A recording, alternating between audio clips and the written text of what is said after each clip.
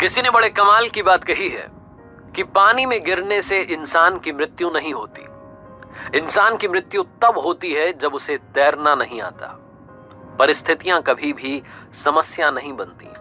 समस्या तब बनती हैं जब उनसे निपटना नहीं आता। नमस्ते दोस्तों, और आपके लिए एक छोटी सी कहानी। ये कहानी एक दिव्यांग राजा की, जिसके राज्य में कहीं कोई समस्या नहीं थी। सब लोग खुश थे, ऊपर वाले को धन्यवाद करते थे कि इतने अच्छे राजा साहब आपने हमारी जिंदगी में भेजे। वो राजा दिव्यांग था, उसकी एक आंख नहीं थी, एक पैर नहीं था, लेकिन राजा को इस बात का कोई मलाल नहीं था। एक दिन राजा अपने महल की गैलरी में घूम रहा था, उस गलियारे में घूम रहा था और पोर्ट्रेट्स देख रहा था। जो शानदार पेंटिंग्स लगी थी उनको देख रहा था। वो जो शानदार पेंटिंग्स थी वो उसके पूर्वजों की थी, उसके पिताजी की, उनके पिताजी की, उनके पिताजी की। और राजा घूमते घूमते उन पेंटिंग्स को देखते देखते, निहारते हुए सोच रहा था कि कितने शूरवीर खानदान में मुझे जन्म लेने का मौका मिला। ऊपर वाले का धन्यवाद है, मेरे पिताजी इतने शूरवीर थे, उनके पिताजी इतने शूरवीर थे। वो देखता चला जा रहा था और जब आखिरी पेंटिंग को देखा और उसके बाद में खाली जगह को देखा तो चिंता में पड़ गया। उसे मालूम था कि अब यहां पर जो पेंटिंग लगेगी वो उसकी लगेगी। इस बात की चिंता नहीं थी कि वो मरने वाला है या मर जाएगा, मरना तो सबको है। चिंता इस बात की थी कि वहां जो पेंटिंग लगेगी वो कैसी लगेगी। राजा सोचने लगा कि मेरी एक आंख नहीं है, एक पैर नहीं है, इस गलियारे में इतनी शानदार पेंटिंग्स लगी हैं, मेरी वाली सबसे खराब लगेगी, सबसे भद्दी लगेगी। उसके अंदर ही अंदर चिंता होने लगी। तो राजा ने सोचा कि मेरे मरने के बाद में ना जाने कैसी पेंटिंग बने। एक काम करता हूं, मैं जिंदा हूं, इसी बीच में एक शानदार सी पेंटिंग बनवाता हूं, ताकि कम से कम ये तो सुकून रहे कि मेरी अच्छी पेंटिंग यहां लगेगी।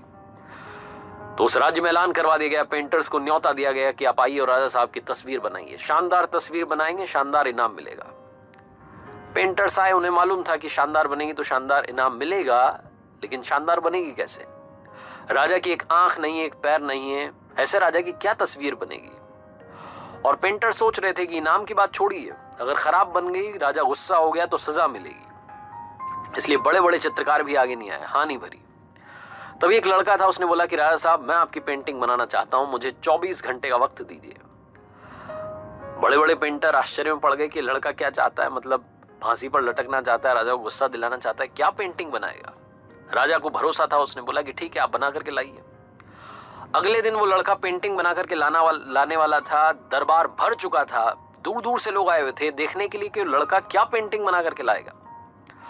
और लड़का जब वो पेंटिंग बना करके लाया राजा की, तो हर कोई ताली बजाने लगा, सीटी बजाने लगा। राजा ने जब वो पेंटिंग देखी तो खुश हो गया। राजा ने सोचा कि वाह, मतलब इससे अच्छी पेंटिंग तो उस गलियारे में नहीं है, ये अब तक की सर्वश्रेष्ठ है। राजा ने उस लड़के को बड़ा इनाम दिया। आप सोच रहे होंगे लड़के ने उस राजा की जिसकी एक आंख नहीं थी, एक पैर नहीं था, उसकी क्या पेंटिंग बनाई होगी। उस लड़के ने राजा को एक घोड़े पर सवार दिखाया। एक साइड से वो तस्वीर थी जिसमें एक पैर दिख रहा था, राजा तीरंदाजी कर रहा था, निशाना साध रहा था, और जब निशाना साधते हैं तो एक आंख बंद हो जाती है। एक आंख बंद थी, वही वाली आंख बंद थी जो राजा की नहीं थी।